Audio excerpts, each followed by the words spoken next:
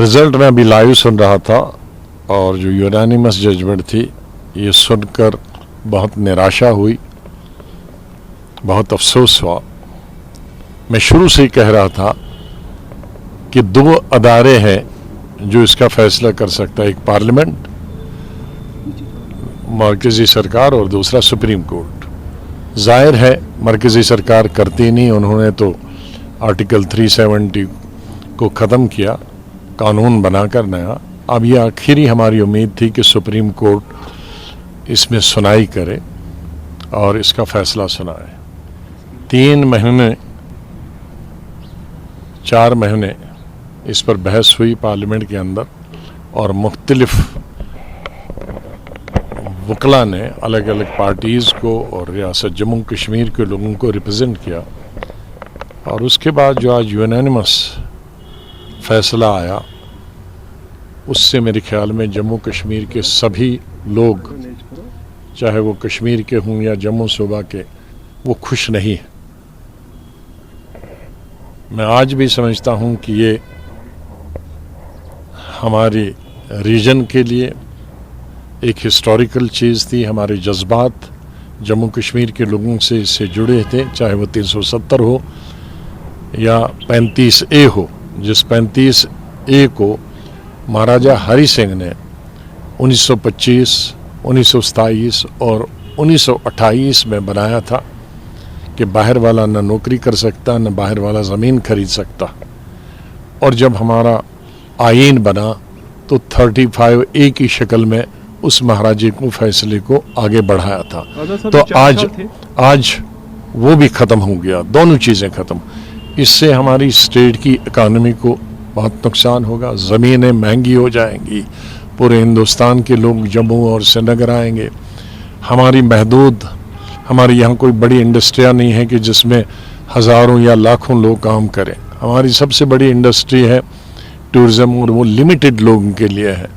हमारी सबसे बड़ी इंडस्ट्री जम्मू कश्मीर की है नौकरी, सरकारी नौकरी, और उसमें भी अब और बहुत कम नौकरियां होती। ज़ाहिर स्टेट बहुत छोटी है, अब उसमें पूरे मुल्क के 130 करोड़ जो आबादी हमारे में वो अप्लाई कर सकते हैं हर महकमे के लिए।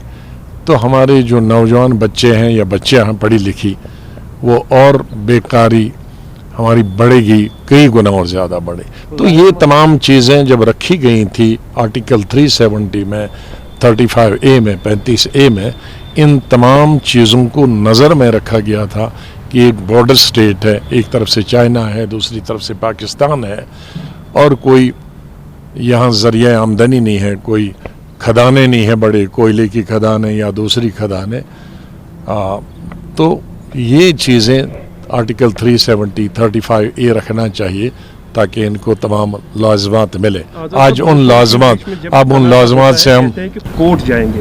हम कह सकते हैं आज के बाद जम्मू कश्मीर के लोगों का कोर्ट से भी अब भरोसा हट गया है। मैं ये तो नहीं कह सकता कोर्ट से भरोसा उठ गया, लेकिन ये था कि एक उम्मीद थी, क्योंकि कई चीज़ों में हम सब ने, हिंदुस्तान के हिंदू मुसलमान ने पिछले कई सालों से कहा था जो कोर्ट करेगा वो आखिरी फैसला होगा। जैसे बाबरी मस्जिद के बारे में कहा था, इसी तरह से और कई चीज़ों में कहा था और उसको स्वीकार किया था। तो अब हमारी उम्मीद थी कि सुप्रीम कोर्ट, क्योंकि वो किसी दल की, किसी पक्ष की, किसी सियासी पार्टी से ताल्लुक़ नहीं रखते हैं, और ख़ास तौर से आज की जो ये बेंच था वो बिल्कुल मैं कह सकता हूँ कि बहुत ही अच्छा बेंच था। लेकिन अब उन्होंने कॉन्स्टिट्यूशन को इंटरप्रेट किया और कॉन्स्टिट्यूशन के हिसाब से उन्होंने कहा कि 370 है। लेकिन मैं बुनियादी तौर पे कहता हूँ कि इसको ख़त्म करना 5 अगस्त 2019 को ही गलती थी। जल्दी में किया गया था, बहुत जल्दी में किया गया था, और जम्मू कश्मीर के अवाम से तो कोई पूछ नहीं सकता है इतने आम से, लेकिन जम्मू कश्मीर की सियासी पार्टियों से पूछा जाना चाहिए था, तो वो नहीं हुआ। पूछा तो नहीं गया। What next? पॉलिटिकली कोई और फंडा है या नाउ प्रिपरेशंस फॉर इलेक्शंस? अब तो सुप्रीम कोर्ट ने कह दिया है कि 30 सितंबर तक इलेक्शन होने चाहिए और उसके फौरी बाद स्टेटहुड देना चाहिए, तो अभी उन्होंने गुंजाइश कुछ रखी नहीं। तो अब ये कह सकते हैं कि ये जो फैसला था कोर्ट का,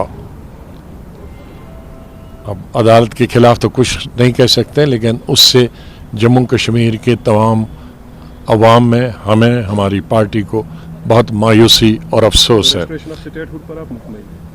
नहीं, स्टेटहुड तो उन्होंने पहले ही पार्लियामेंट में कहा है, अब उसमें इलेक्शन का भी पहले ही कहा है, लेकिन इस सिलसिले में कम से कम जो सुप्रीम कोर्ट ने एक डेट तय कर दी कि भाई 30 सितंबर से पहले होना चाहिए और उसके फौरन बाद स्टेटहुड होना चाहिए, वो चीज़ तो हमारे हक में है। लेकिन जो दूसरी चीज़ थी जिससे हमारे जज्बात जुड़े थे, या हमारी तरक्की के लिए, हमारी मैशत के लिए, हमारी रोज़गार के लिए, बच्चों के रोज़गार के लिए, या ज़मीन महंगी ना हो, उसके लिए जो चीज़ें थी वो हमें नहीं मिल पाएंगी। मेरी खुली भी एक बात माननी पड़ेगी, बीजेपी जो कह रहा है डंके की चोट पे कह रहा है, दरपर्दा कुछ नहीं हो रहा। जो पहले दिन कहा था आज भी उसे बस। हाँ, ये उनका 70 साल से उनके एजेंडे में था आर्टिकल 370, लेकिन वो 370 के बाहर भी गए।